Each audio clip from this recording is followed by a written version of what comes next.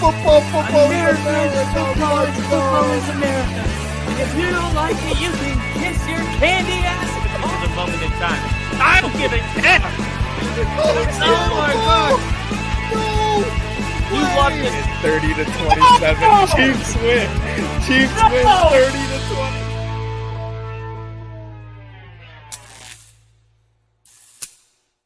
Woo! Ladies and gentlemen, how's it going, boys and girls?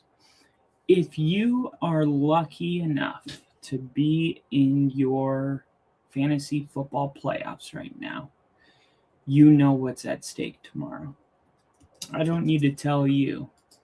Some people are playing for pride. You're going against your brother, going against your dad, going against that one person that told you you suck at fantasy football.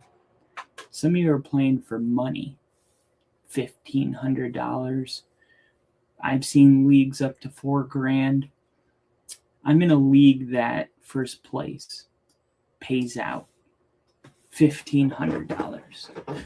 And I'm only 2 wins away from getting it.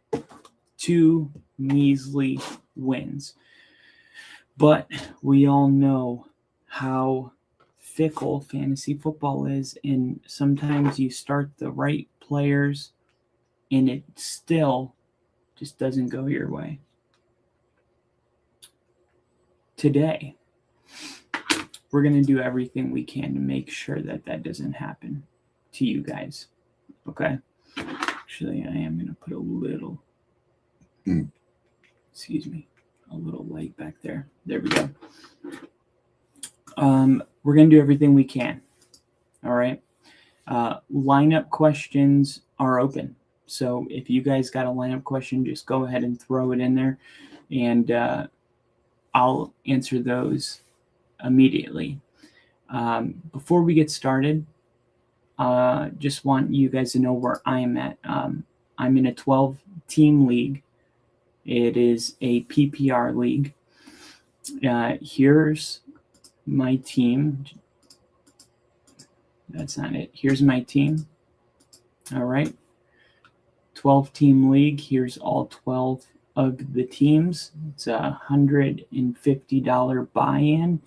Winner gets $1,500. Second place gets, I think, $350, and third place gets their money back. Everybody else kicks rocks. This is my, let me give myself, what am I doing? There we go. Actually, we're going to go to Denver. Here I am feeling nicey. That's why it's nice and green boxed around for me. Team feeling nicey. I have 100, a score of 100. And this team, man, some of you are probably thinking, oh, he's in a like a cookie league when you see this lineup.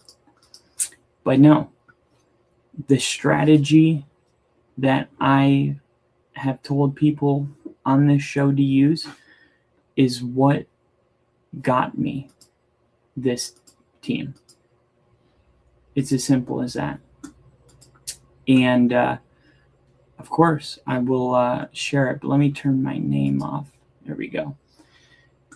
So here's my team. Number 1 in the power rankings. Kicker, first. Running back, I'm ranked first. Quarterback, I'm ranked third. Tight end, fourth. Starters, first. I have the best bench in the league as well, which is very important, especially when you talk to people that are saying, oh, I got a quarterback wide receiver duo. You ever see these people? They're like trying to draft the quarterback for the wide receiver. You ever ask those people, how does that work? Does it actually result in getting more points, or is it just something that makes you feel nice? And I say this, if you're drafting a quarterback that has a star receiver, that's awesome. But there's only a couple quarterbacks that are like every week I'm starting. And oddly enough, only one of them has a wide receiver that I would start every single week. And it's Joe Burrow. And obviously that's Jamar Chase or T. Higgins, but sometimes it's a quarterback tight end combination. But if you're going against a really tough defense, now you just screwed yourself because your quarterback and your wide receiver are in a tough spot. So if you're playing a really easy defense, it's a great thing. But you're going to want another quarterback or wide receiver on your team so that you're not handcuffed if you have a bad matchup. All right, here is my team. Feeling nicey is the name. Projected standings. I'm projected to finish first in my league. What is this? Champion? 21%. You have a 100% chance of making the playoffs, a 21% chance of winning the championship, which is currently the highest percentage. Number 1 in the power rankings. Bye week. That stuff doesn't matter anymore. Elite players. Rest of season. Top 20. Let's see. Top 5. Rest of season. Okay. I've never seen this. Here. Where's my actual team? Here we go. I got Lamar Jackson. He's been hit or miss lately. I know there's a lot of people wondering, should I start Lamar Jackson? And man, there's probably a lot of people thinking, I never thought I would have to ask that question. But when you get to this point in your season's on the line, right, you start wondering, is it okay for me to go ahead and roll the dice? Or if Lamar has a bad game, am I going to be saying to myself, come on, dude, you knew better. You knew better. And here's my team, Lamar Jackson. Jameson Williams. All right, Jameson Williams was dropped because he had 6 points. Then he had one good game, 6 points, 5 points, 2 points. I picked him up immediately after the Bengals game. The guy that had him, I could understand why he thought, hey, let me drop this guy. This guy's getting me, 6 points or less every single week, and it's week 5. Number one thing about fantasy is if you have a player like Jameson Williams, instead of dropping him after week 5, try to remind yourself that there's 4 quarters of an NFL season. And if you have a player like Jameson Williams that went through the first quarter and just completely underperformed, always keep in mind that a lot changes during the season. New offensive coaches, new head coach, fired coach, new quarterbacks, new play callers. Dan Campbell did take over the play calling, and look, since he has 18, 16, 24, 20, 27, 17, 27. I picked this dude up off waivers because somebody overreacted because he had a bad first quarter of the year. And I've had him locked in starting every week. Mike Evans. I traded Mike Evans and Jordan Love for Lamar Jackson. I did that because I had Ricky Pearsall, who was kind of a guy that people weren't drafting high, but my plan was to start him week 1. I thought he was going to do really good out the gate, especially because San Francisco, going into the season, they didn't have any good wide receiver options. They were all injured, and Ricky Pearsall was going to get peppered with targets. So I could afford to lose a wide receiver. And it actually happens to be that when I was drafting my team, I knew I was drafting Mike Evans to trade him because I knew I was going to get wide receivers later in the draft that I was actually going to start. So I drafted Mike Evans, and immediately after the draft, I went and I found a team that screwed up their draft and just they do not have a wide receiver, a startable. And right when I found that guy, I took Mike Evans, Jordan Love, and asked if he'll trade Lamar Jackson. He said yeah. As soon as Mike Evans got hurt, there was a lot of rumors that this was a season-ending injury. I picked him back up. He's been on IR on my bench all year. Devon Achane, I didn't draft, and you're probably thinking, well, who the hell would trade Devon Achane? Well, I had Jonathan Taylor on my team. Yep, Jonathan Taylor, the guy getting 40 and 50 points every week. I had him, but I got to tell you, I do not regret what I did. I don't, because look at this, okay? This is absolutely incredible. All right, I think it was week 15. No, it was week 12, I think. 14.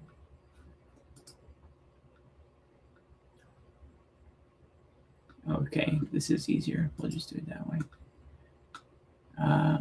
What's play? I actually should be 10-4.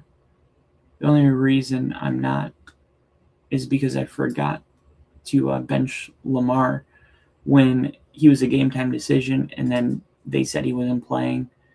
This is the guy right here. See, this is actually the week. Lamar Jackson, 0 points. I had Daniel Jones on my bench who had 34. And I had Daniel Jones starting the previous weeks, but I benched him because Lamar was supposed to be back. It turns out right before the game started, Lamar was ruled out, and I screwed up. And I lost that week because of it. As you can see, I only lost by 9 points. Garrett Wilson, somebody that I picked up as well, dropped after his injury. And if you're wondering about the order, so anyway, I had Jonathan Taylor, 38 points. Look at this.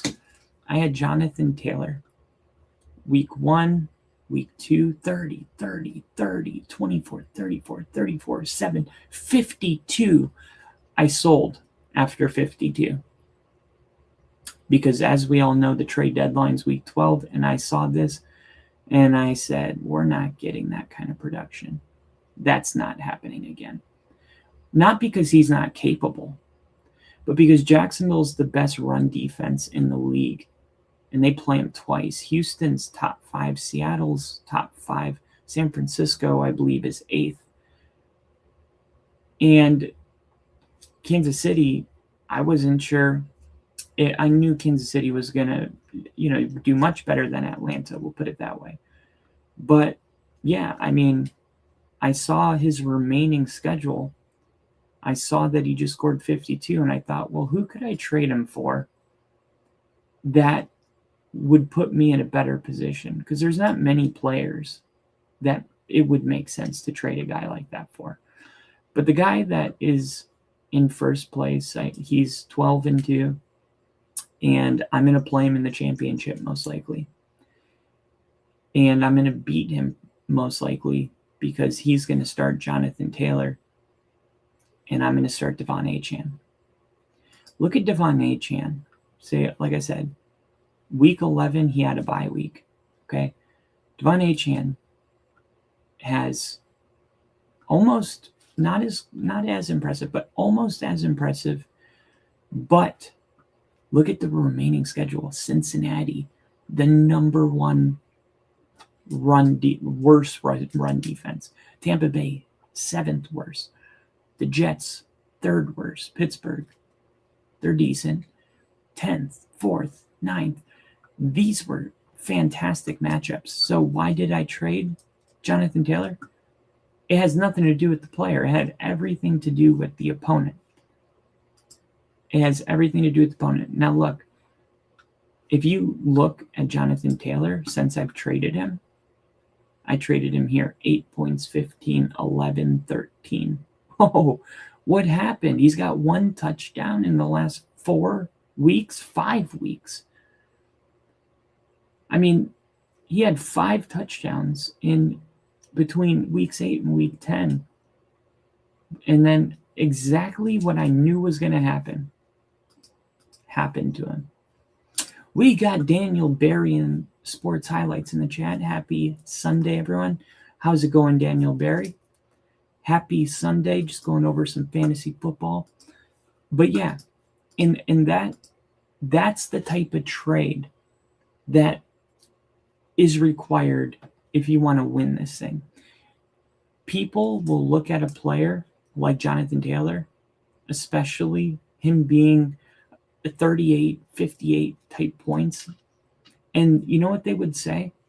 He's untradeable. It's just like in real life. It doesn't matter who it is, you pick up the phone. And funny enough, I initiated this trade. I was the one that wanted Jonathan Taylor off my team, but only for one guy. That's the kicker. Devon Achane was the only player I would have traded Jonathan Taylor for. And what did I do? What did I get for him? Well, Jonathan Taylor, I wonder what this is, compare managers. Let's see. Oh, 6 teams. By the way, I have 4 teams because I didn't know how to figure out how to do mock draft on Yahoo because I always use ESPN. So I have like 5 leagues that I don't even check. It's really annoying, but it's really fucking up my win-loss record. This is my first time drafting in this league, and it's my first time on Yahoo. So I'm not 37-55. I'm 9-5. I should be 10-4, but anyway. I was hoping it would say how many waiver additions I made. Let me see. My team log. Let's see what that is.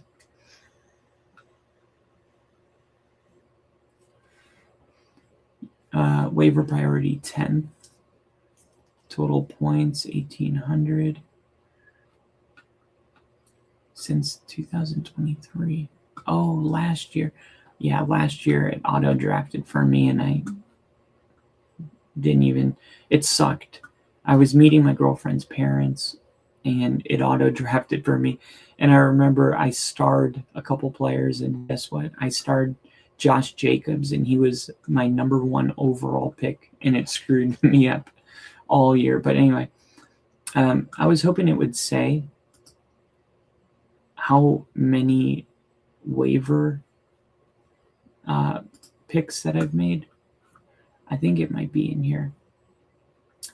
Kyle, football,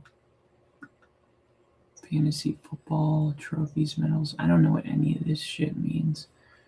And these are the fake leagues. This is my real team. As you can see, I got a logo. But anyway, look at Devon Achane the last couple weeks compared to Jonathan Taylor.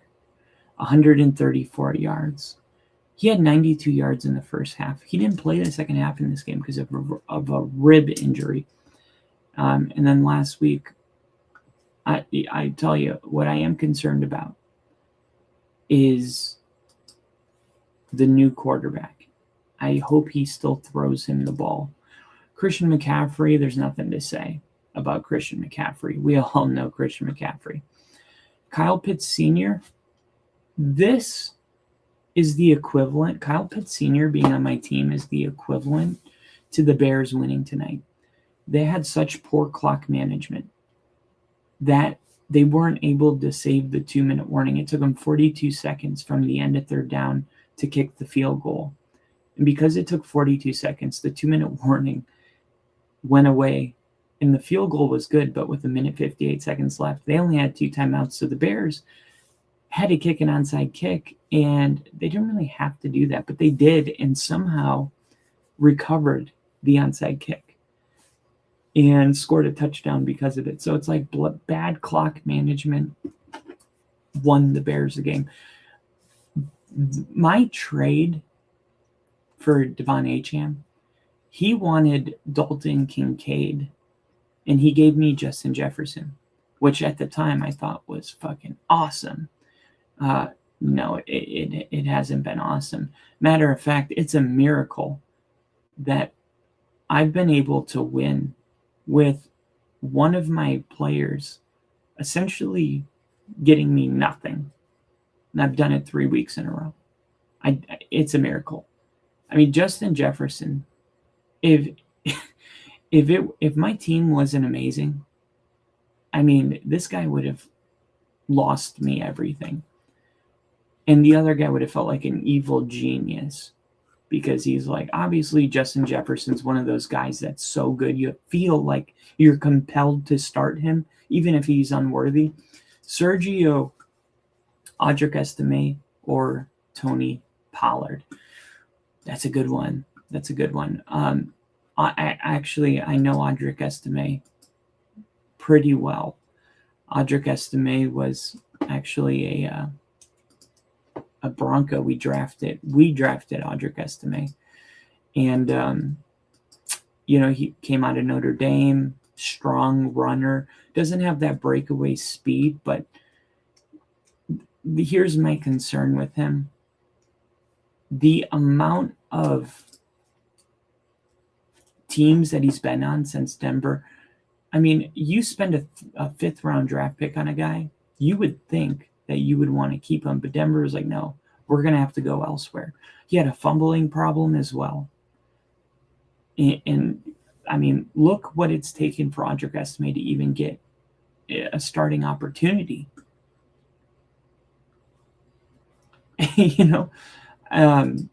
Because, you had Neal go down, because you had also,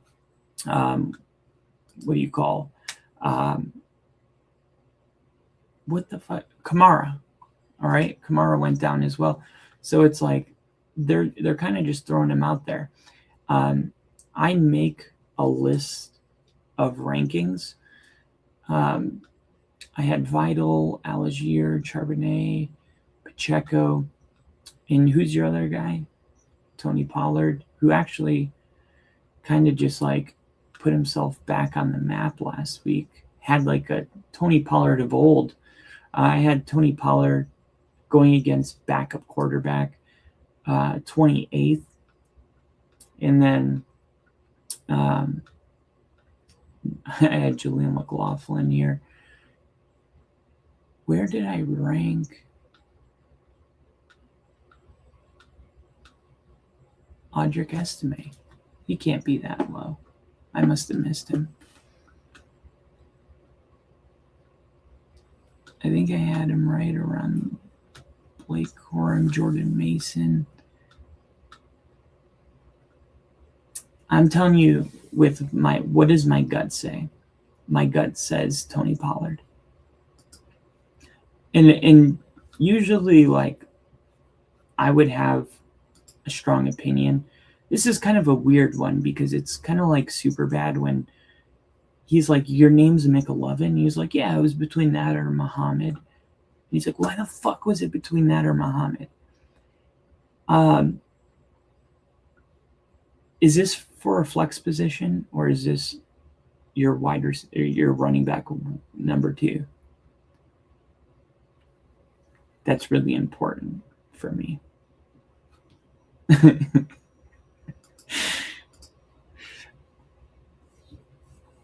I mean, look, okay, RB2, then yeah. I mean, I'm going with Tony Pollard. Like, Audric-Estime is more of like all right, we're going to see what Audric-Estime can do.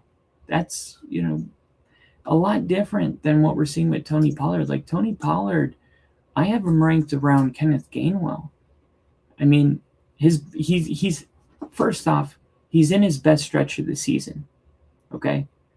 He was unstartable. And if you've had him on your roster, I would go on a limb and say that you haven't started Tony Pollard since week 5. No. It probably took you like 2 weeks of bad play, like week 8 probably. And then he played Cleveland, had 28 points, 25 carries, 161 yards. And what's interesting is Tony Pollard, people are saying, look at what Tony Pollard's been able to do. Well, what did you want him to do? He had 10 carries week 6. He had 6 carries week 7. He had 10 carries week 9, 11 carries week 8, 10 carries week 11. Like, all right, well, let's go to his pop game, 28 points. Oh, 25 carries. Look at that. Okay? I feel like they got back to running the football with Tony Pollard, and he rewarded them with an RB2 finish. And I think Tennessee was like, hey, let's try that again. It doesn't have to be 25 carries, but let's make sure that it's more than 10. And what have we seen? They gave him 14 carries, which is 11 less, but he still got 17 points. The week before against Cleveland, when he had 25 carries, he averaged 6.4 yards a carry. He averaged 7.4 yards a carry with 14 carries. The week before that, he had 60 yards on 10 carries. That's still 6 yards per carry. And I think that staff looked at the 6 yards per carry and they said, hey, why was there a guy on your team that had 6 yards per carry that only got 10 freaking attempts? Like, does that make sense? The game plan next week needs to be Tony Pollard. We're going to give him a full load and see if he can have 6 yards per carry. And he had more. So, in my opinion, Tony Pollard has put the Titans in a position where you're looking at a floor of between 14 carries. There's no more 10 carries for Tony Pollard. And going against Kansas City, you're going against a team with a backup quarterback, right? If you were going against Mahomes, I would be concerned about the game getting out of hand early. Then they become one-dimensional. They're throwing it 50 times. The running game, you're relying on running back catches. You're relying on stuff like that. I could see the game in Kansas City being like 13-16 Titans win outright. It's in Tennessee. The weather's beautiful. It's going to be like 65 degrees tomorrow. It's like one of the warmest days ever in Nashville in December 21st. No rain, no clouds. It's a beautiful day to run the damn football. And I think because Kansas City's offense, look, they were sluggish before Mahomes went down. I couldn't believe Kansas City was the favorite. I don't think it should be like, Tennessee -7, but I think it should have been like 2. It was at 3.5. I'll take that all day. And yeah, I mean, if you're telling me that the game's going to be, I think it's going to be like a 13-16 type of game. That tells me that Tony Pollard might even have like 20 to 25 attempts tomorrow. And Kansas City, let me just pull something up. Kansas City now ranks 99. They give up 99 rushing yards per game, which is in the top 10. So not the greatest matchup, but he had 14 carries against San Francisco. San Francisco's 12th. And I think, if I'm not mistaken, Kansas City, let me pull up their injury report and see. Let me see if there's anybody on the D-line injured. Because if it's even a question, right, the Chiefs are done. They're done. In their injury report, let me just show you. It is loaded. This looks like their damn roster. And hell yeah, appreciate the new sub, Sergio. This looks like a roster. You got 2 safeties. What is it? FP? Is that full practice? I'm assuming FP is full practice. Did not practice or did not participate. Game status out. So these guys are out. Offensive line, you got Trent McDuffie and Leo Chanel. Those are 2 guys that 100% make a big difference. Trent McDuffie being out, he's a great open field tackler. And then for the Titans, questionable. You got a linebacker, Cedric Gray. What's funny is the Titans have a linebacker named Cody Barton. He's not on the injury report, but he signed my nipple, and I got it tattooed. It was, I had been drinking that day, but he was a Bronco before he went to the Titans, and I don't know what to say about it, but anyway, I'm not proud. Yeah, here it is. Chris Jones, defensive tackle, hamstring. Limited practice.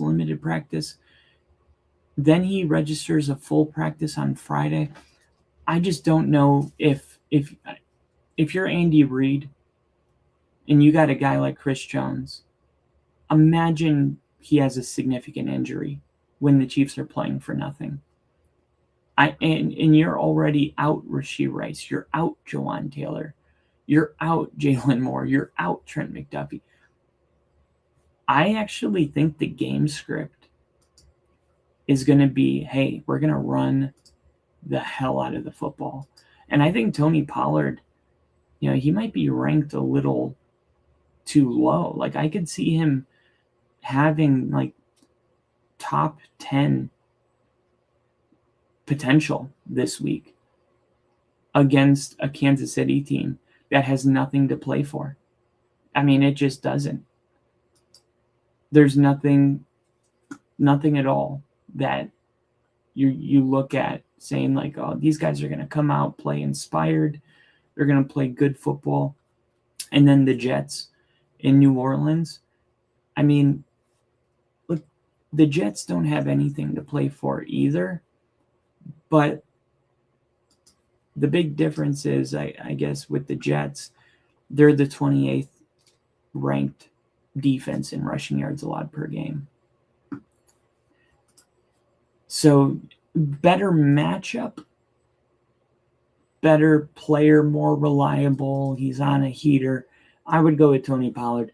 And if he makes me look dumb, I can live with that, because just because it doesn't work out in the end doesn't always mean you made the wrong choice. Hey, brother, would you start Jawan Jennings or Bucky Irving in a flex? Let me see one more time who the 49ers. They're going against the Colts. The Colts with Phillip Rivers, a lot of 3-and-outs. Brock Purdy's kind of on a heater. Let's see something really quick. Let me see. I want to see time of possession. Here we go. Tie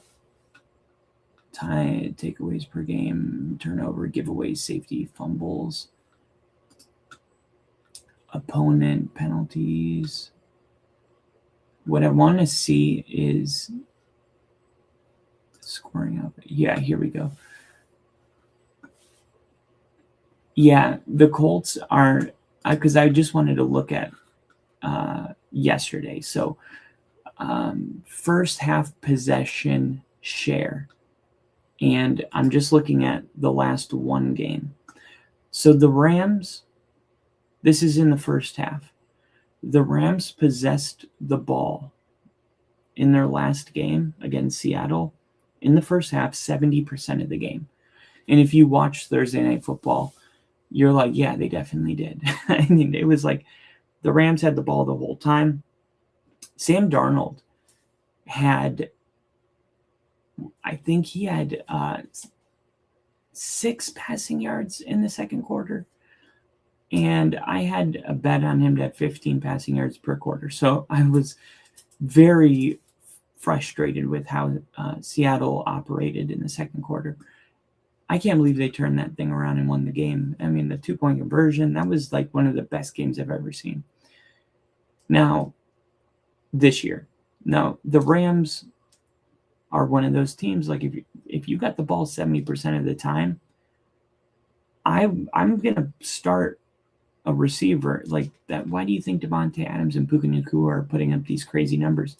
Well, when you have the ball 70% of the time, it makes a big difference. So I'm bringing this up to say, I bet you Indianapolis doesn't rank too high here.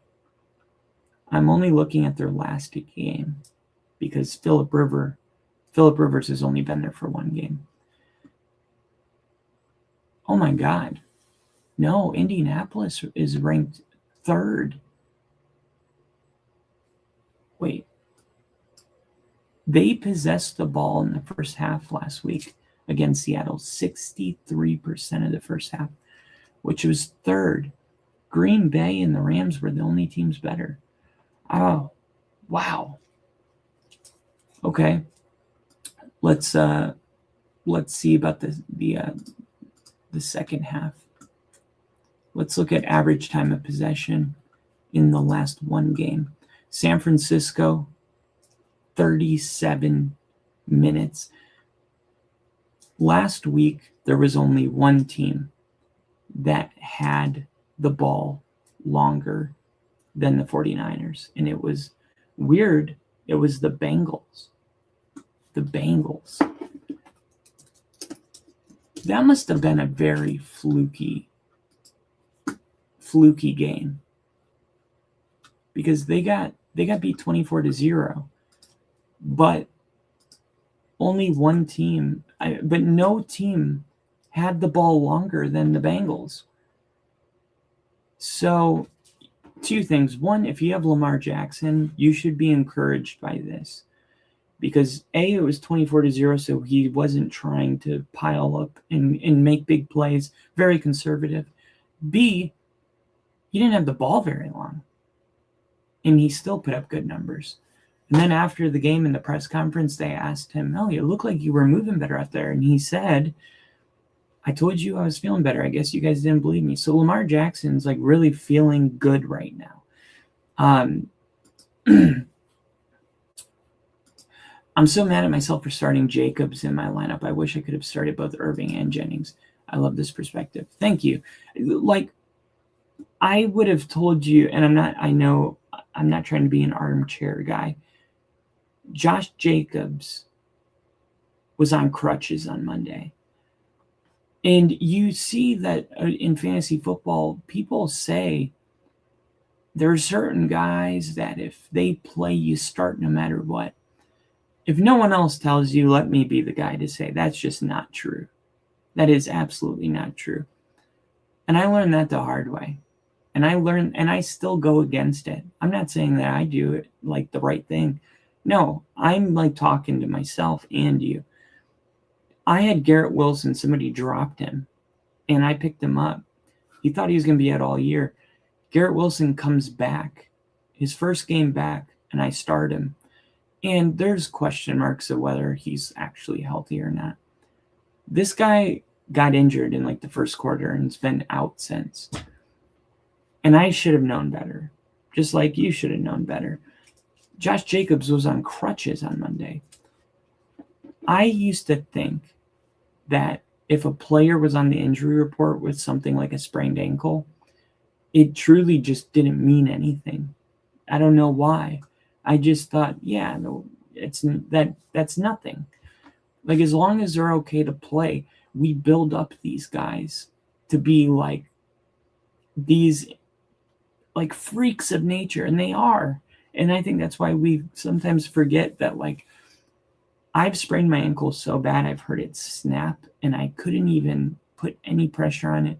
I couldn't even crawl to the bathroom because my leg was hanging behind. When you're crawling, your leg hangs. I couldn't, like, it was black. I should have had surgery. It's never been the same. So, like, if there's a guy that is, like, battling an injury, it depends what it is, and it depends what position it is. Josh Jacobs couldn't walk without crutches. He's a running back. I mean, it's like the worst combination of things ever. Now, if you have like a wide receiver that's dealing with like a pectoral issue, all right, maybe I'll give him a go. Like in last week, I didn't with Mike Evans, and he had like 20 points, and I felt like an idiot. I'm like, I should have played this guy. Look at Mike Evans last week. He had 20 points, 12 catches, 132 yards, or 12 targets, 6 catches for 132 on my bench. So, yeah, I would have definitely told you, like, Josh Jacobs, not only is he not healthy right now, if it's possible, I would pick up Wilson because there's a good chance he doesn't play next week. And my gut's telling me he will play because if he was able to play this week, why wouldn't he play next week? But if he re-aggravated it in any way, or just the fact that he played an NFL game today on it, like it's not like he didn't have, I think he had 12 carries. I can find out quick because the guy I'm playing started him. Josh Jacobs. Here he is. I mean, look at this guy. He forgets to drive. And I would say, like, oh, this is one of those leagues where people don't check their lineup. That's not even the case. This guy's 12-4. The winner of this league gets $1,500. This is the semifinals. I don't know how this happens. But I guess Davante Adams was questionable all week. And then right before the game, Davante Adams is ruled out. And I was crossing my fingers all Monday, Tuesday that, like, this guy is going to get ruled out and he's going to forget to move him in the lineup. But, yeah, Josh Jacobs today, he went out there, 12 carries, 36 yards. He very well, and why didn't we see him in the second half? There's people speculating that it's because he had a fumble. And then Matt LaFleur had a reason to fire him or to bench him. Matt LaFleur doesn't need a reason to do anything. He's the head coach. You know what I mean? So I don't know if I'm buying the whole he got benched because he fumbled. This is Josh Jacobs we're talking about. And what does the fumble have to do with his injury? Like, it doesn't make sense. Like, oh, you fumbled, so now you're too hurt to play. Let me ask you this. If he was fully healthy and fumbled the ball, would that be a reason to bench him? Of course not. So why would it be when he's hurt? It just doesn't make sense. Josh Jacobs, in my opinion, was benched because he wasn't as good as Emmanuel Wilson because of his injury. And will he be better than him by that point next week? I don't think so. Probably not. Here's another. Sergio said, "Here's another one I'm stuck on. Darren Waller. If you don't mind, if you don't mind telling me who you have, like your other running back options, I'll just to see what you're working with. Here's another tough one I'm stuck on. Darren Waller or Tyler Warren?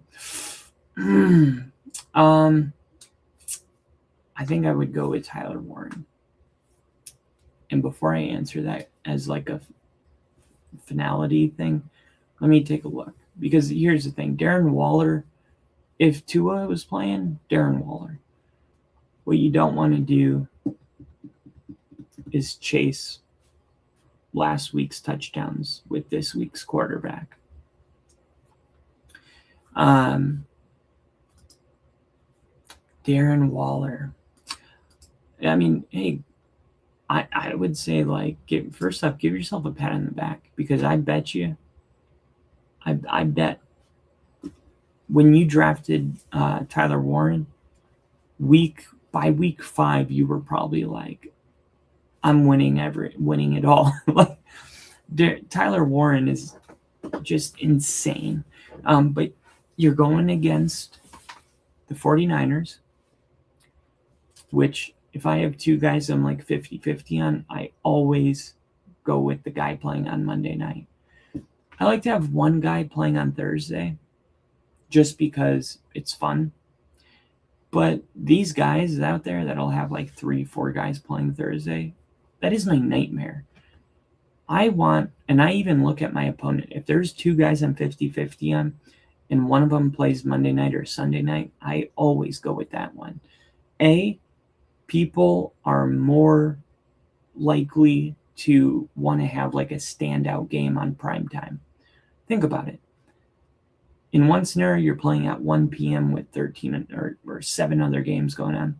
The other scenario, the whole world's watching, the lights are on, and there's something about that I think brings the best out of everybody.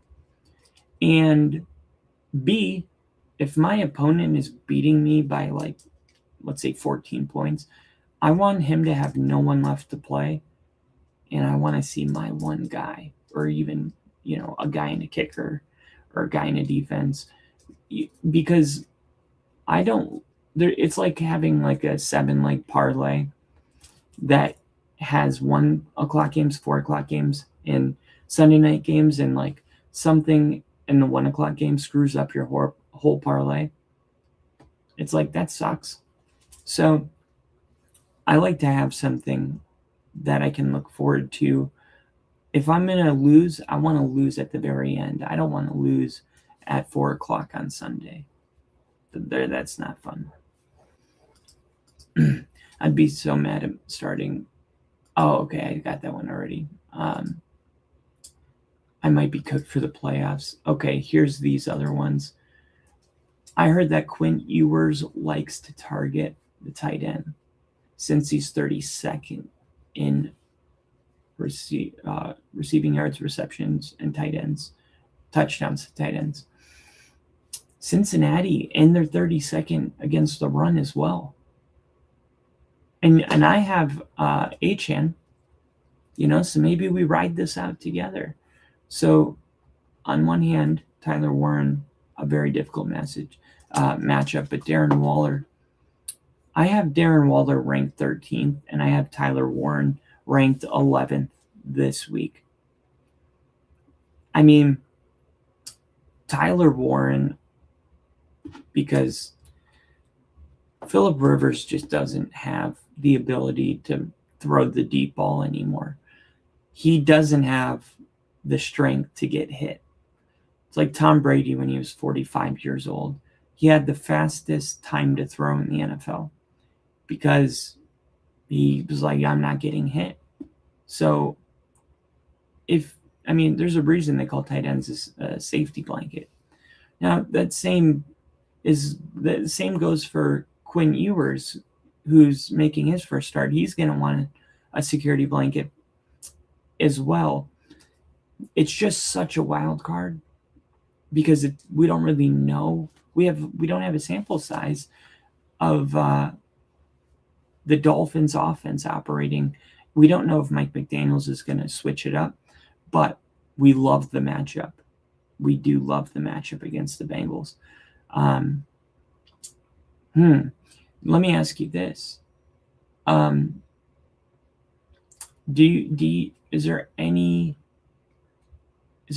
on, you're not going to get anybody on waivers better than Tyler Warren or Darren Waller? I would go with Tyler Warren, but I would do it because these are two guys I am actually. It's very rare. I'm very 50-50 on these two because I heard Quinn Ewers kind of sucks, to be honest. And I saw him in the preseason. He did not look good. Let me see something really quick.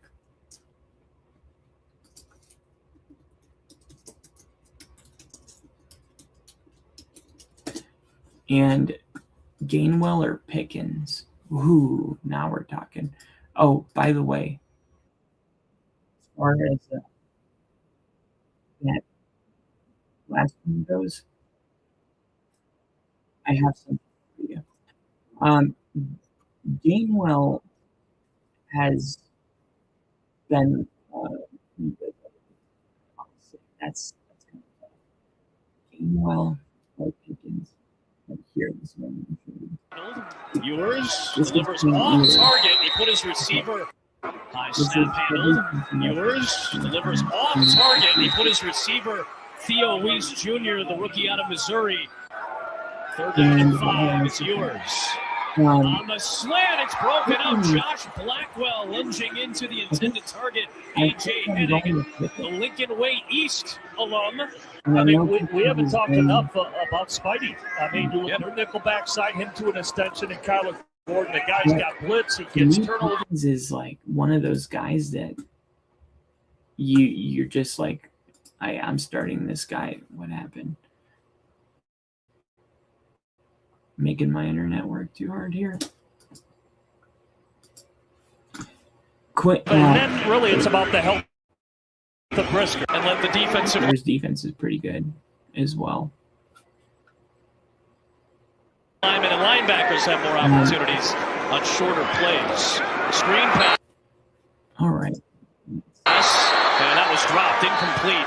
Looking for Alexander Madison. Just keep the head out of it. All On right. 3rd down. Well, I'm not even going to show this because it's like terrible. Okay, George Pickens, he's the start for me. I'm going to be honest. George Pickens is like, he's a guy that you're going to set and forget for the entire year. And I'm pretty sure like I came to that conclusion by like week 5. You know, he's just that good. He's just that good. Let's see where I have him ranked. And this is this obviously is a flex position.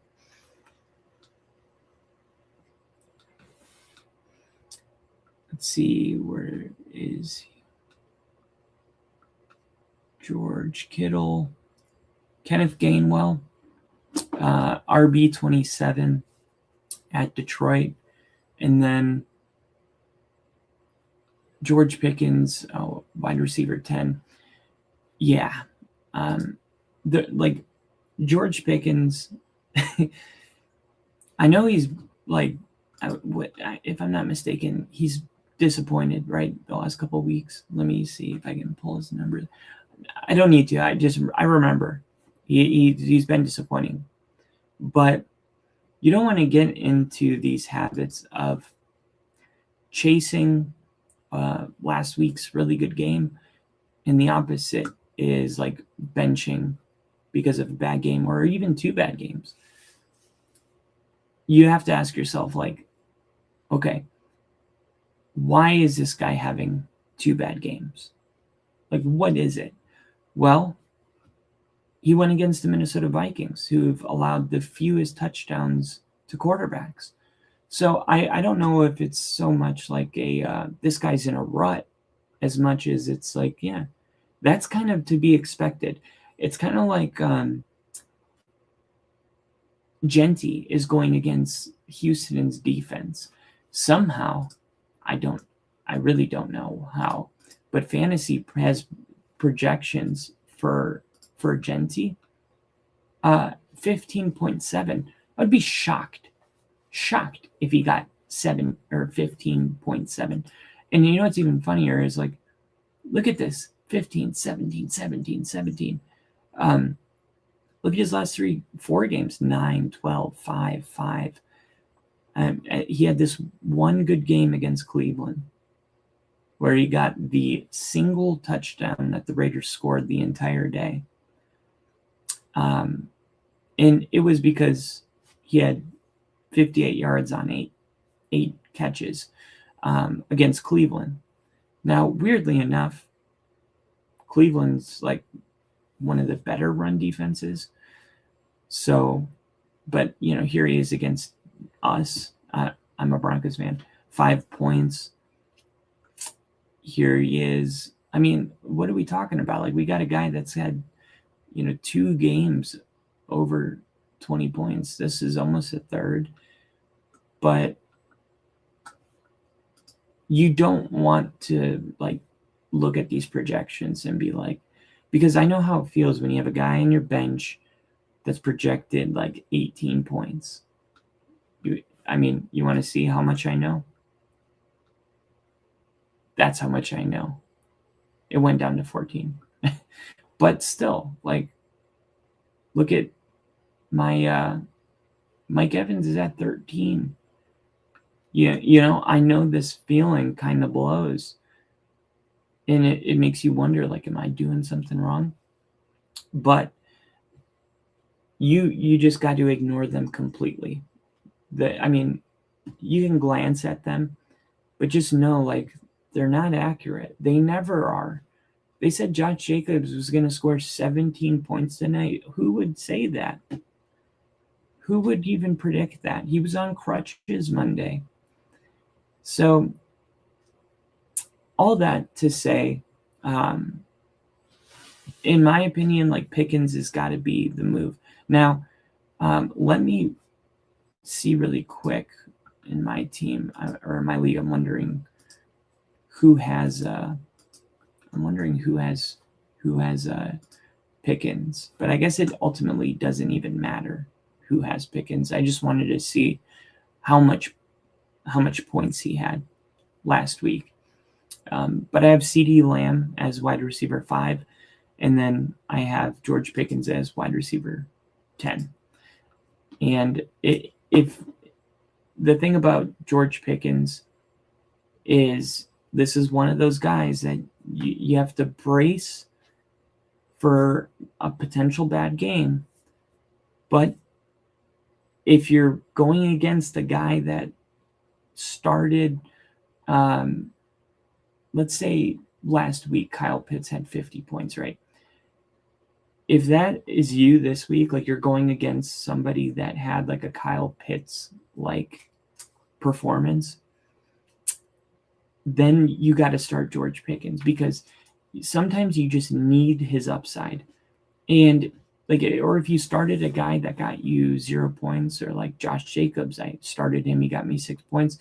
If you're in that situation, I would rather have the guy with the lower floor and the higher ceiling than the guy with the higher floor and the lower ceiling. Because I think Kenneth Gainwell gives you kind of a good baseline. Like, if it were me, I would do George Pickens because I can afford to, because my guy I'm playing kind of sucks this week. But if I was like, I just need to play it safe, not do anything dumb, honestly, I just can't see a world where I don't start George Pickens. I'm trying to, but Pickens, the targets, he's one of those guys that every single week he gives you like a week winning potential all on his own. And I think Dallas's offense bounces back. They're playing at home, so weather's not an issue or a factor. And I think Dallas is really starting to, like, defensively play a lot better ever since they acquired Quinnen Williams from the Jets. Now, he's dealing with an injury, but, man, I mean, he's been criticized recently. He drew criticism from, I think it was like an internet thing where people were talking about how he doesn't want to run block. And then there was the game that he had, I think it was 2 weeks ago, where like he was running for a ball and it looked like he could have tried to make a catch on it and he just didn't. And nobody knew why. I don't know, like, that's what I'm talking about. Like, you get that George Pickens once in a while. But man, when he's on, he's on. Like, but there's just, I just want to tell you, like, he is somebody that might be in the doghouse if he goes out there and he's just not showing effort and he's not trying to run block and he's dropping passes. All right. His motor, that's the best way to say it. He needs to go out there and show that he has a good motor. He needs to come out with a lot of energy. And I think he is going to want a bounce back game. He finished as wide receiver 61 last week, right? He only had one other week where he finished that low, and it was week 1 when he had 3 catches for 30 yards. You know, ever since then, he has he has wide receiver 2, wide receiver 1 against Carolina. I think CeeDee Lamb might have been out there for that. But, I mean, even week 11 and 12, he finishes wide receiver 3, wide receiver 4. He's had 2 bad weeks, but I think he'll get you at least 14 points. I would say, like, expect 14 with an upside of, like, 27 points. And that's a lot better than if Kenneth Gainwell is just, yeah, man, this is a tough-ass question because Kenneth Gainwell, I'm thinking, like, if the Lions offense is clicking and it turns out to be they're playing from behind, they're going to be throwing the ball a lot. And Kenneth Gainwell was very involved. Like, he had 7 catches last week. But not only that, he had 7 catches on 7 targets, which is really important for Aaron Rodgers because you can gain trust with him and lose it really quick. It is very clear that Rodgers trusts Kenneth Gainwell because just look at his last 4 or 5 weeks. I'm going to give you the target and the catches. 7 for 7. Week before, 7 targets, 6 catches. Week before, 3 targets, 2 catches. Week before, 6 targets, 6 catches. Week before, 8 targets, 7 catches. So it's very clear that, like, something has changed. I mean, Kenneth Gainwell didn't have 7 targets in a game until week 11.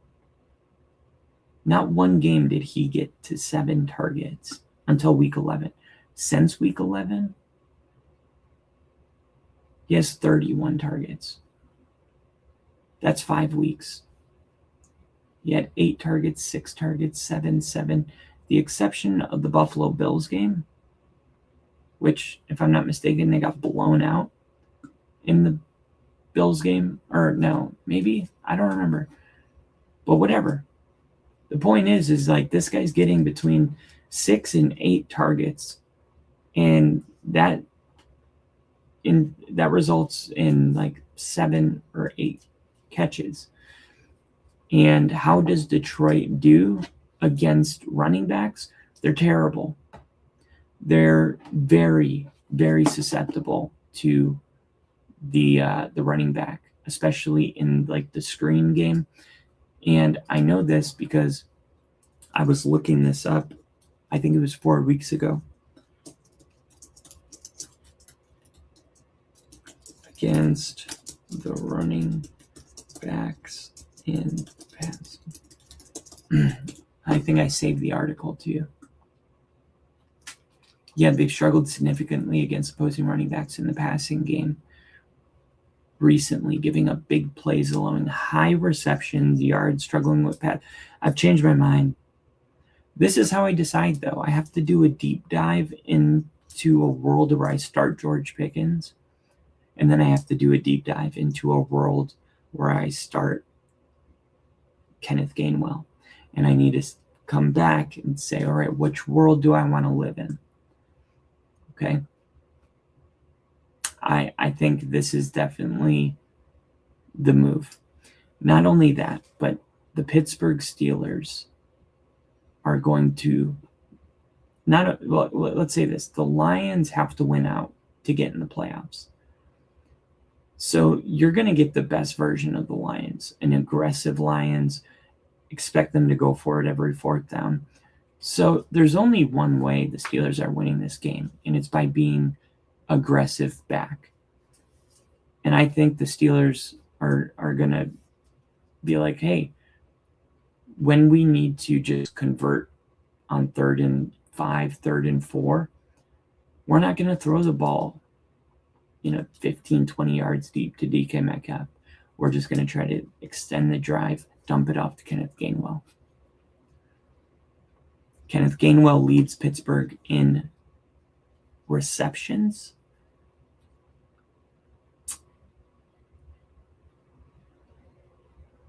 I don't know, man. I'm thinking Kenneth Gainwell might be the move. And I'm looking at Detroit's passing defense here, and I'll share this with you as well.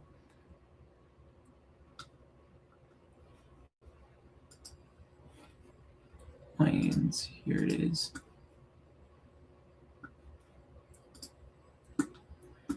Veteran running back Kenneth Gainwell has seen his role in Pittsburgh offense steadily increase through the season. What started as a primary, and by the way, Kurt Browning and Behoff, I'm talking Behoff. Kenneth Gainwell may get to you in 1 second. In fact, 5th-year running back, 57 receptions in the year. DK Metcalf with 77. Yeah, I would probably go with Kenneth Gainwell, right? You got one guy that's trending down. That solely wouldn't make me pick against him. They're at home. I wouldn't be shocked if both these guys have a good game. But Detroit allowing touchdowns in the red zone at a 61.7 clip. That's 23rd in the league. Pittsburgh has 42 red zone visits. That's only 20th in the league. But when they get there, they take advantage with touchdowns. And that is good for Kenneth Gainwell. 7 of the 8 divisions have a team in first place tied for that. Did not win their division last year. I don't care about any of that. Okay. So, yes, I would just go with Kenneth Gainwell. Final answer. And I don't know if I should do Warren because I have to. Oh, yeah. I would just go with, don't do it against yourself. Bucky, 1 p.m. Sunday, and Jennings, Monday. Everyone wants to say start Bucky, but Jennings is up there too. What's your final call? Appreciate you. Absolutely. Final call. I just need to see, is Bucky Irving, is there any limitations? Like, is he fully Bucky, not 80% Bucky? Why is he limited on the goal line? I understand when Tampa played Buffalo. Remember Sean Tucker? He went to Syracuse in college. So the Buffalo game was a homecoming for Sean Tucker. And I told everybody he's going to have a huge game because it's a homecoming. And he had a huge game. He had like 30 points. And even though Bucky Irving has come back, we've seen Sean Tucker get the carries. I just saw it on Thursday Night Football. The Bucs get all the way down to the red zone. Sean Tucker comes in. I would go with Jennings. Bucky Irving.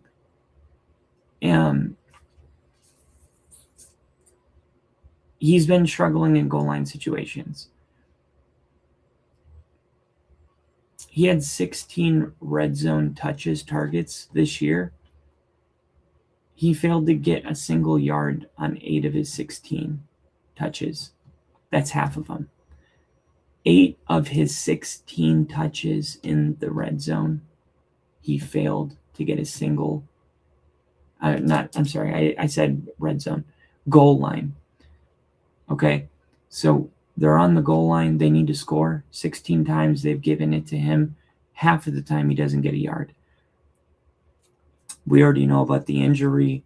You know, I don't know if something he's going to have a regular workload, and he doesn't appear to have an injury designation. But the red zone limitation, I think that's just more of, hey, we're having more success with this guy. Bucky Irving, if he's going to score, he's going to need to score from 10 yards out, 20 yards out. Maybe he'll get a goal line carry, but still, like, I would go with Jennings because Ricky Pearsall was just ruled out. That puts the 49ers in great spot. He's going to get peppered with targets. The 49ers, it's a big game. Definitely do it. Don't think twice. Brenton Strange on waivers, not against the Broncos. Don't do that. I'm being patient, brother.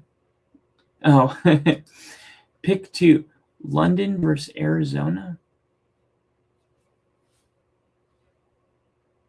Pickens versus the Chargers. Tracy versus Minnesota. T. Higgins versus Miami.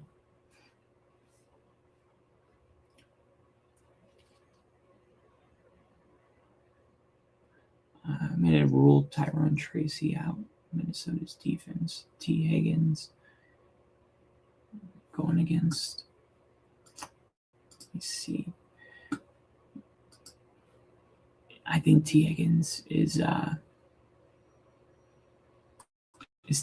T. Higgins, in your opinion, due for one? Because I think he might be.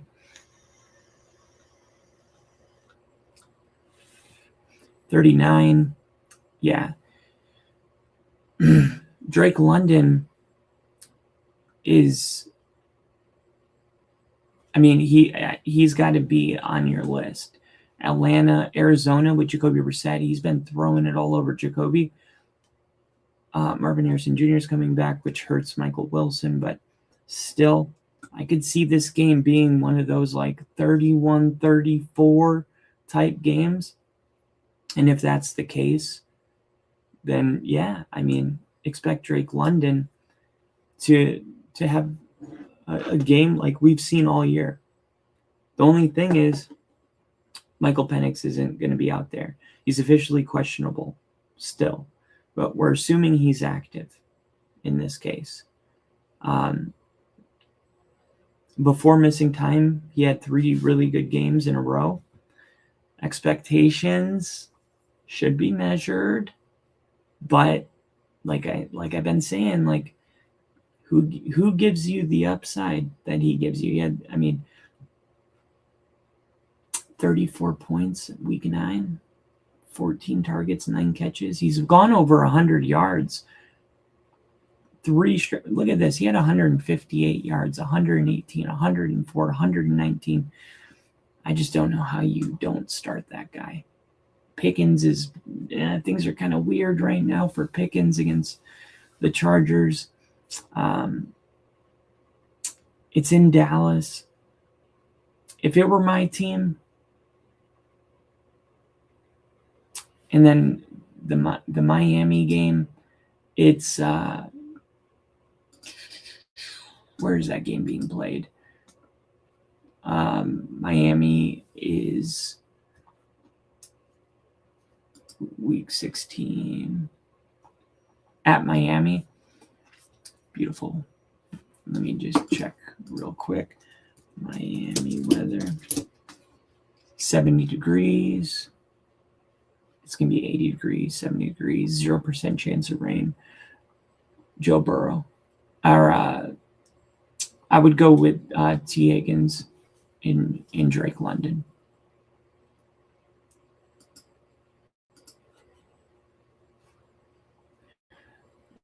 T. Higgins I feel like he could have a big game.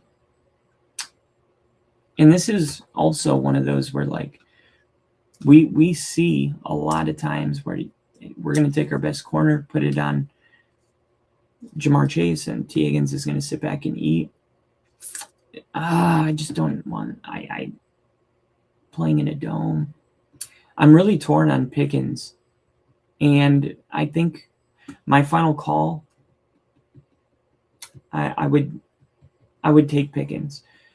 Please, please, please. I hope you didn't leave after I said that.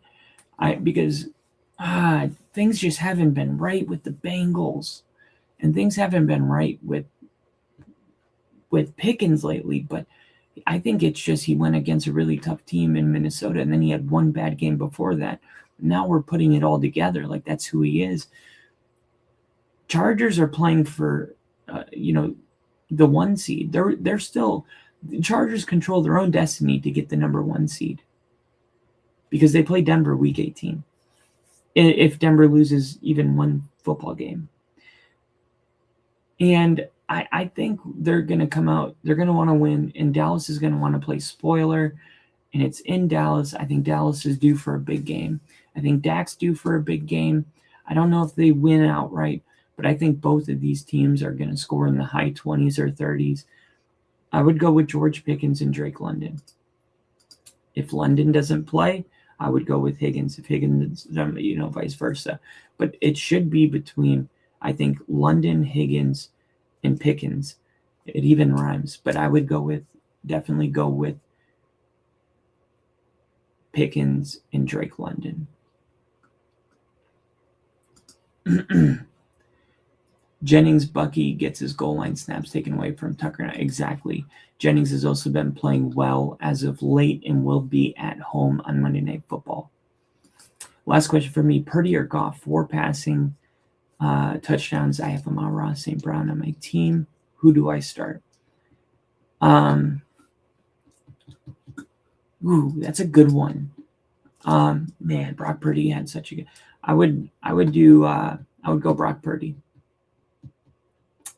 I would do Brock Purdy, man. I really like what I'm seeing from Brock Purdy. I mean, he's very dependable. You kind of know what you're going to get. Since week 11, we've seen him finish as QB3. Between QB3 and QB6, like there's really not like a what happened to Brock Purdy moment. He's been doing really good. I mean, he made a jump pass. I don't know if you saw his jump pass. I mean, he could spit out QB1 numbers. He could finish as the best quarterback this week. I think this is one of those where maybe he doesn't finish that high, but I would go with Brock Purdy. He seems to be the hot hand right now. I mean, 26 points last week, 30 passing attempts. He completed 23 of 30, only 7 incompletions, 5 yards shy of 300 yards to go with 3 touchdowns, and he almost ran it for 50 yards. Like Brock Purdy's feeling himself right now. And the 49ers are in the driver's seat to the 1 seed. And all of a sudden the 49ers are like, hey, this is our year. And Brock Purdy, this team's getting healthy at the right time. I would ride this wave. And Kurt said, just scared of his knee mostly. Pickens being an oddball is freaky. Yeah, it could be a case of all them being decent. London for sure. Great rhyme. Yeah. No problem, brother. I lied. Could you also let me know which defense I should start? I can pick from 49ers, Chargers, Bengals, Jets, Titans, Ravens, Pats. Wow. 49ers. And look at, I'm doing it with you. I'm not sure why they're projected so low against the Colts. You know what I mean? Like 5 points. But like I said, F the projections. They suck. They're dumb. They're not accurate. And they're wrong all the time. I would go with the 49ers. The Ravens and Pats are playing each other. But I have both of those ranked pretty much like probably not too low, but like 19 and 20, 20 and 21 area. The 49ers I have at top 10 defense this week. So, I mean, and there's nothing in the world that could ever make me start the Bengals. That's just never happening. And the New York Jets, the New York Jets are the best thing about them is they're playing the Vikings, who've been struggling, and they're probably like around 16 for me. But like the 49ers, to me, it's a no-brainer here. I just get scared with Purdy because he threw 4 picks against the Panthers. Yeah, but that doesn't affect the defense, except for the fact that they have to be on the field more. But I think betting on Brock Purdy or being scared that Brock Purdy is going to throw 4 picks again is just irrational. I'll just say it that way. Like, yes, he did it. That sucks. But that's just not like, it's not like a normal day at the office for Brock Purdy. I have Olave in my wide receiver slot in JSN, who's already played. Oh, 4 picks was for the Goff versus Purdy question. Okay. Yeah, I'm still riding Purdy right now. You see me riding Purdy. Want to catch me riding Purdy? That should be a t-shirt. Man, I just accidentally. I have Olave in my wide receiver slot and JSN, who's already played. Flowers is in my bench. Would you keep Olave or put Flowers in? I would put Flowers in. I like what I'm seeing from Flowers lately. I don't know if it was last week or the week before, but we saw Flowers like take a really big step. And right now, like, Lamar's clear favorite target, and this is a big game against New England. A big game. I mean, the Ravens are trying to win and get into the postseason. And how will they do that? They have to win their remaining games. And the way I look at it is like Lamar he's healthy. Like, this isn't a big news story because I don't know. But remember that I told you guys this. Lamar Jackson, for the first time since week 3, is healthy. It is great news if you have him at quarterback.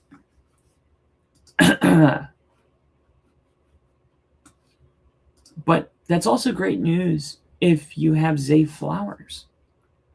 Now, Olave is also probably top 10. But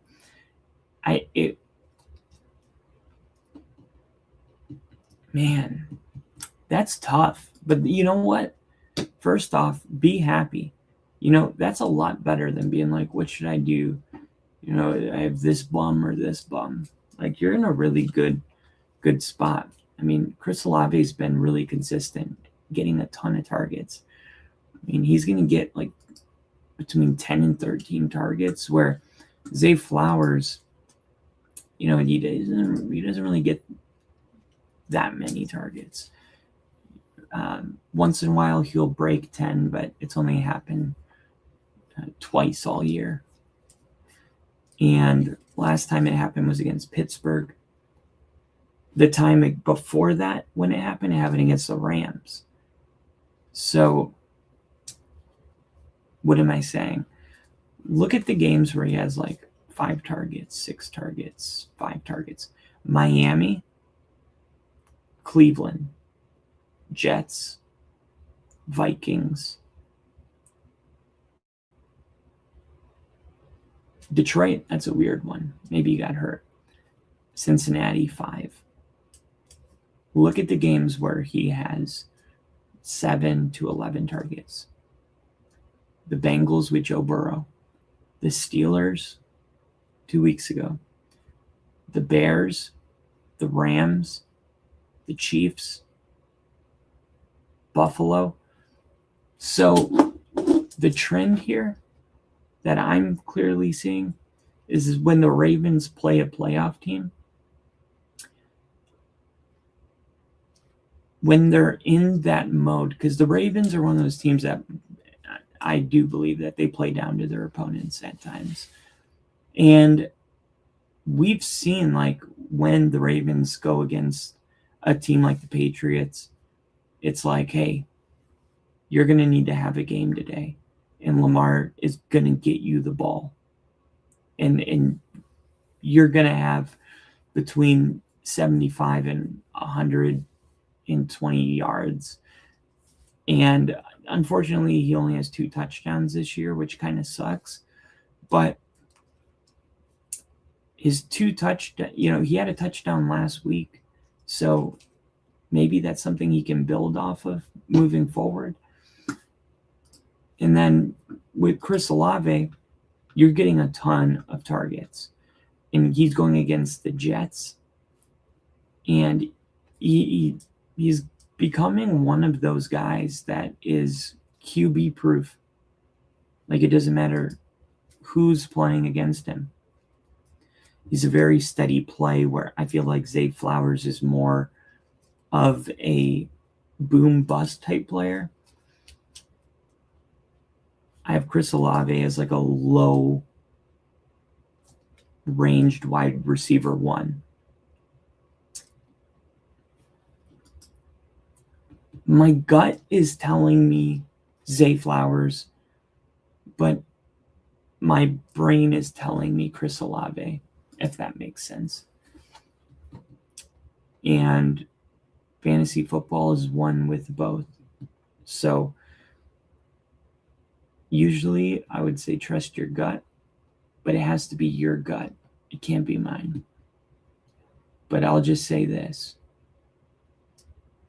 Both of these wide receivers should have a good week. Chris Olave would probably be my final answer. And I would probably go back and forth on it until kickoff. And unless you have a dream about this tonight that changes your mind, I would, something's telling me Zay Flowers and I can't shake it. But it's got to be your feeling. I have Zay Flowers in one of my other leagues, and like all the time I look at him and I'm like, dude, why is he such a bum? And then all of a sudden you're like, there is no player as boomer bust as Zay Flowers. I'll just put it that way. I just think it's going to be a boom week. Maybe because the 49ers just don't pressure QBs enough. Maybe they blitz Rivers after the film of him falling to the floor. Oh, okay. I'm either thinking 49ers or Chargers. Oh, I mean, they're going to be coming after Rivers. That is going to be the game plan for every single team playing the Colts with Phillip Rivers. That is, that is 100% going to happen. I'm telling you, I would go with the 49ers. And then that one I answered. All right. Let me pee really quick. If you guys have lineup questions, go ahead and throw them in. I'm all caught up. Let me get those lined up.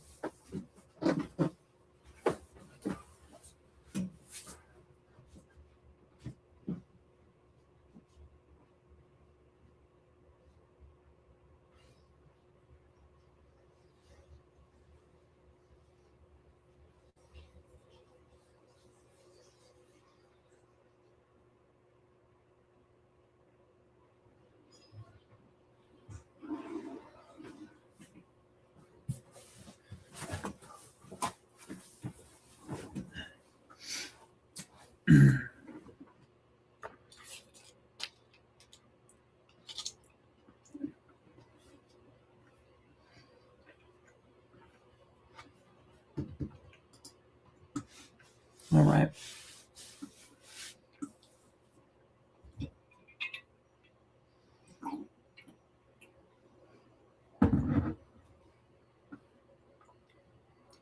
And then, Jackson Dart going against the Vikings has been my big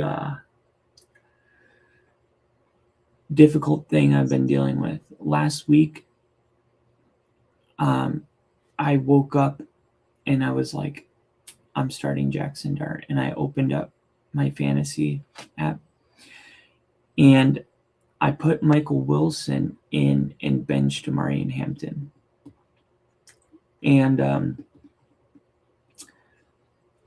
I think I'm going to put Omarion Hampton in instead of Michael Wilson this week. Actually, I'm going to do it right now.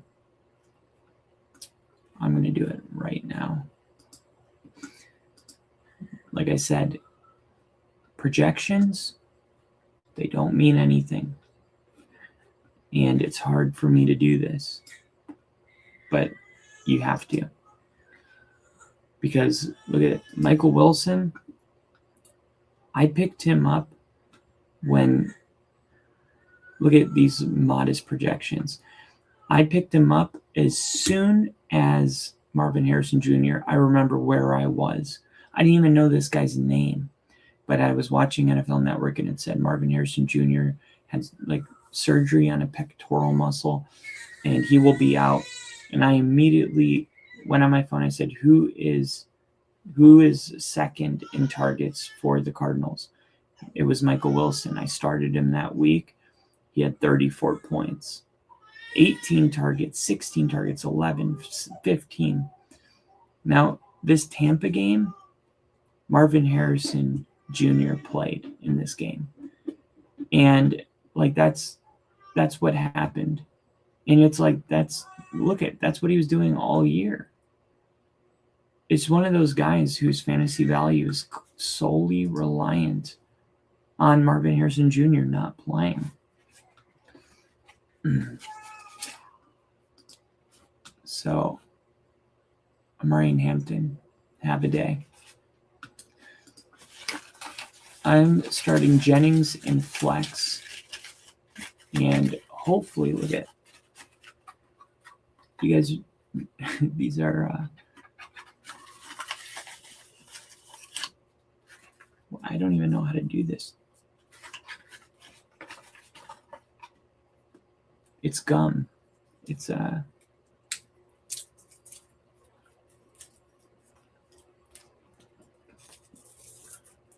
what the heck? Are you supposed to eat the wrapper?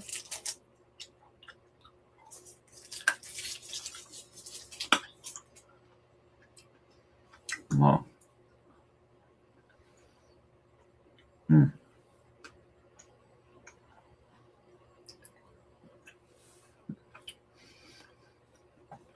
I'm starting Jennings and flex, and hopefully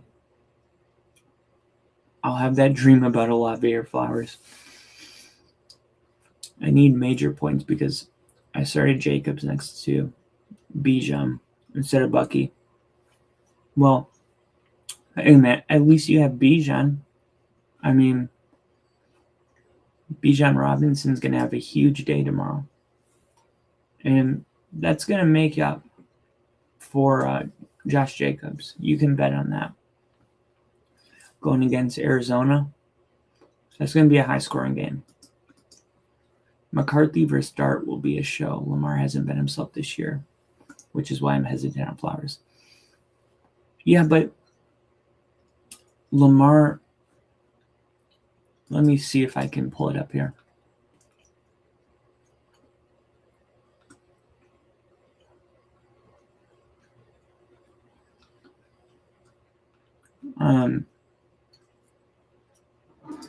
Let me see really quick. I want to show you.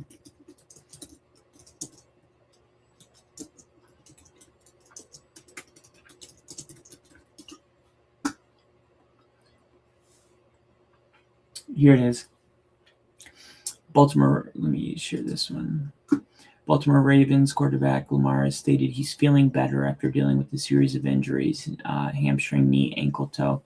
He also recently missed practice due to an illness. In the Ravens' most recent game, a 24-0 victory over the Bengals in Week 15, Jackson showed glimpses of his former self, making key plays with his arms and his legs. So that's the thing. He was showing glimpses of himself, and people were like, "Hey, that's Lamar." In the press, they asked him about this after the game.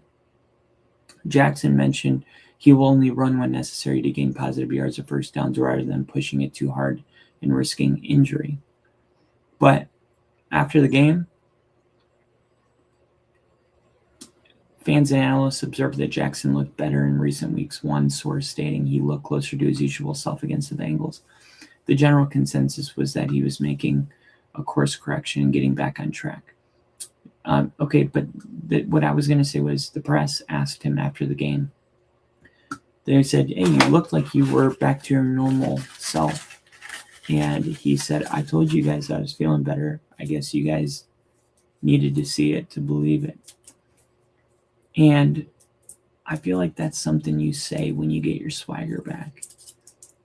That's not something you say if you're still hurt. Like,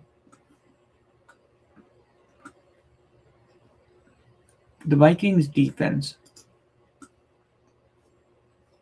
against quarterbacks.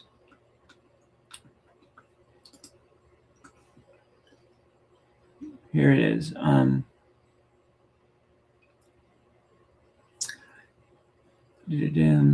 Quintal, he'll try to run you over. He doesn't really run out of bounds. Dart took another shot to the head in week 15. He was checked for a concussion before re-entering the ball game. He's missed time with brain injuries. The season continues to lower his head as a rusher in the open field. Yeah, and I don't know. Part of me saying if he can. I mean, Washington was a top 5 matchup. The Vikings give up, the 30th, their 30th. There's only 2 worse matchups. The Chargers and 31's not here, but I mean, and I was wondering, how accurate is that? So I looked up players, team, league.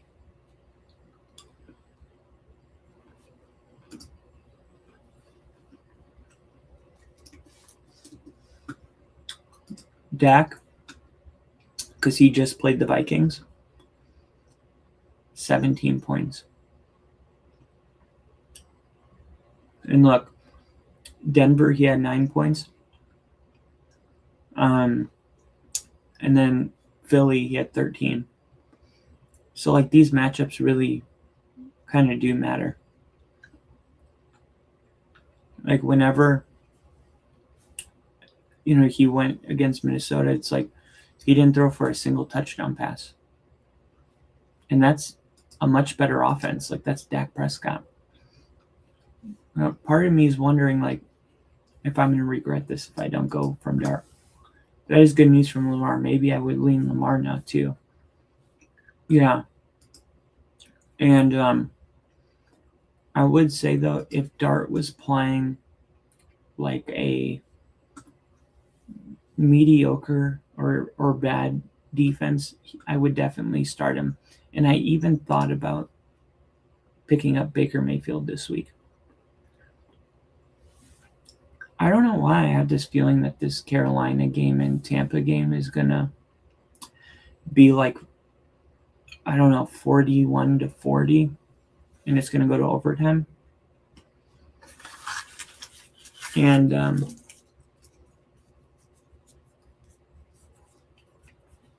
I don't know. I'm wondering, if I'm going to do something about it, or is it just going to be another one of those, I had a feeling, but I did nothing about it.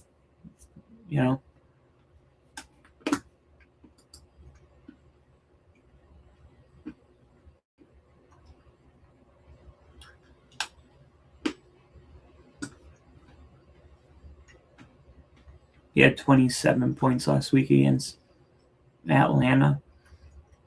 277 yards, and then he was injured for like 3 games, but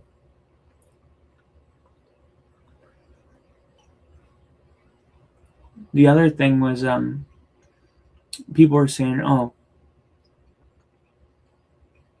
don't pick him up during New Orleans week.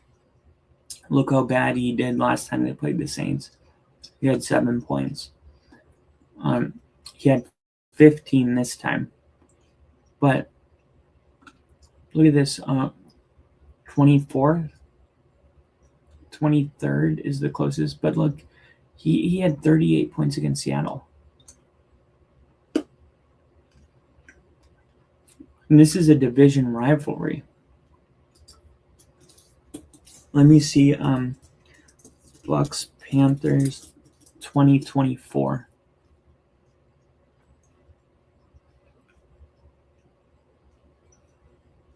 This is the game I'm thinking of.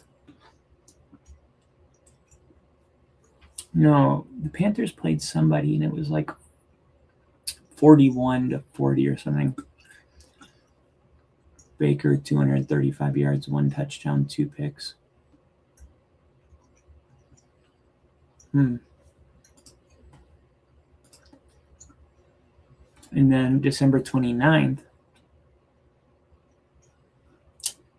Baker threw for 5 touchdown passes, 27 for 32, 359 yards.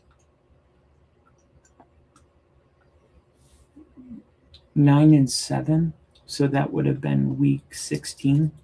So I'm going to go 2024, week 16, fantasy football rankings.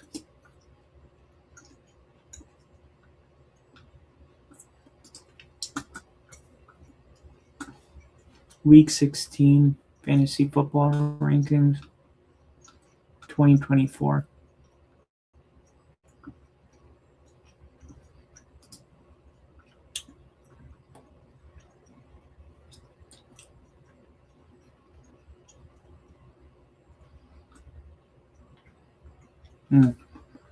I guess I'm never going to find it. I'm just curious. Let me do this.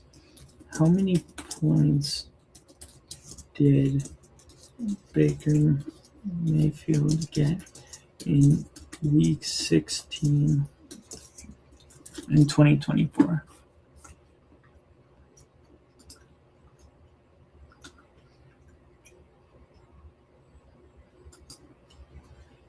Baker Mayfield hits a new high. Baker Mayfield made 1 mistake against the Chargers, leaving a pass in the middle of the field. I don't know.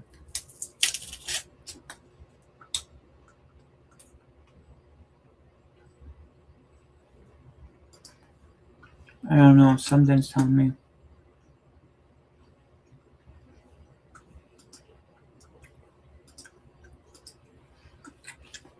Bucky went nuts last year versus the Panthers, and he's playing them tomorrow. Does that mean anything for him and Baker, or do you see a new season being completely different ball game? Well, it's like year to year. Of course, it's different, but also like the Bucks and Panthers played. They're playing twice in their next 3 weeks. And then last year, that happened as well. In one of the games was like 7-41, and the other one was like 20-24. So you really just don't know what you're going to get. How do you make a decision when...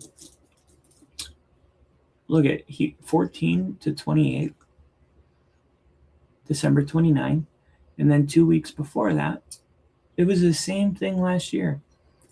It was 26-23.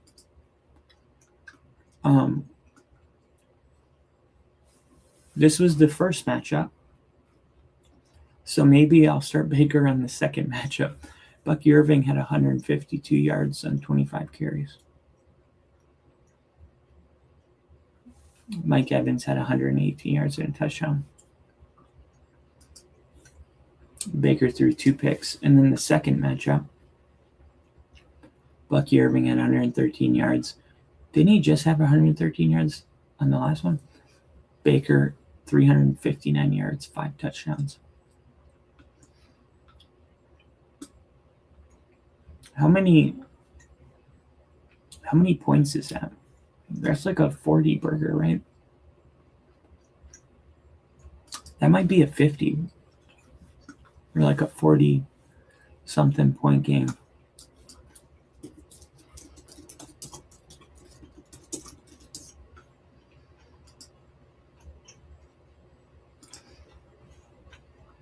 Fantasy football database 2024 regular season, but I'm going to go to that specific game week 16 2024 regular season.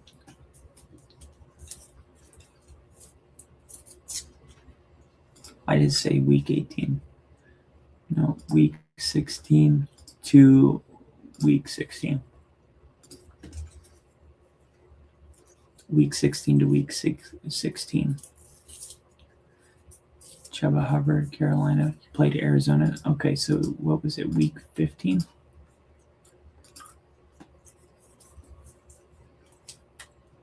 No. What was it, week 17?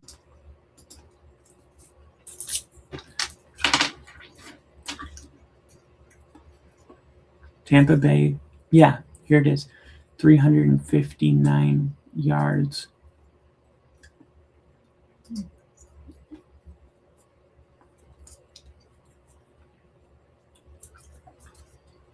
PPR. Where does it say? Oh, here it is. Baker, 34 points.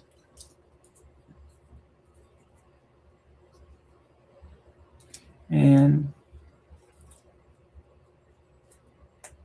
Lamar Jackson played Houston. That's a good defense. He still had 29 points.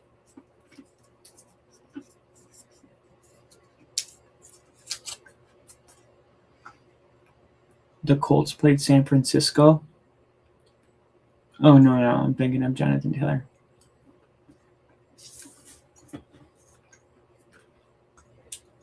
Bucky Irving against Carolina, he had 23 points. But Bucky Irving was healthier last year. Almost a burger. Yeah, Bucky Irving, I don't know. Do you think I should start Baker?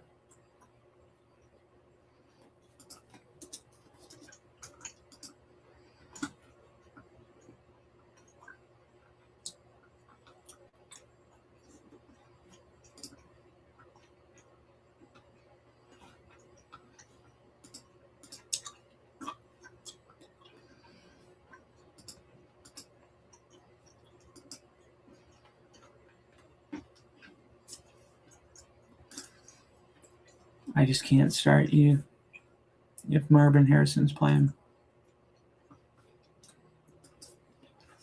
That's why I gotta get up early. Make sure you're starting the lineup. I'm gonna run this again tomorrow morning, an hour before kickoff. So at around 11 a.m. I can see Baker having another good game versus the Panthers, but Lamar's playing Sunday Night Football. Exactly. And I like to have my Sunday Night Football, Monday Night Football lock. But thanks to all the Behoff 80, Sergio, Kurt Browning, Doormat, Daniel Berry Sports Highlights. Anybody else that I missed. Thank you. I think that was it. Thank you for subbing, dude. Totally appreciate it.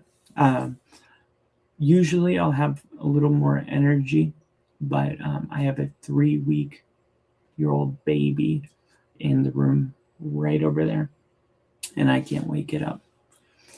But this one ran late, but hey, I'm glad I could help if I was able to. And hopefully I'll see you guys back on here. I live stream the games as well. I do NFL news, all kinds of stuff. So thanks for subbing. I'll see you guys on the next episode. And as always, have a good night. This one's for Bill. Love you guys. See you.